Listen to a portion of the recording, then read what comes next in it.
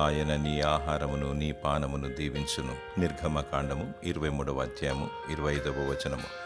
భూప్రజలందరికీ ఆహారమును అనుగ్రహించి దేవుడు తరతరాల నుండి యుగయుగాల నుండి నేటి వరకు మానవులను పోషిస్తున్నాడు. మాకు కావలసిన ఆహారము నేడు మాకు దయచేయమని ప్రార్థించి అడిగి పొందుకోవాలి. కొందరు 3 సార్లు మాత్రమే ప్రార్థిస్తారు. బ్రేక్ఫాస్ట్ సమయంలో, మధ్యాహ్న భోజన సమయంలో, రాత్రి డిన్నర్ సమయంలో ప్రార్థిస్తారు. నీవు నిత్యము ప్రార్థిస్తే నీ ఆహారమును పానమును దీవిస్తాడు, తృప్తినిస్తాడు. కొందరిని డాక్టర్ మీరు భోజనము చేయకూడదు అంటాడు.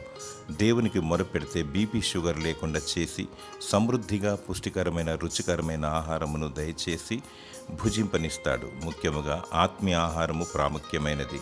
వాక్యాన్ని భుజించాలి. జీవాహారము యేసే. నీ జీవము నశించకూడదు. నీ ఆహారమును పానీయమును దేవుడు దీవించి మరియు జీవాహారము నీకు దయచేయునుగాక. ఆమేన్.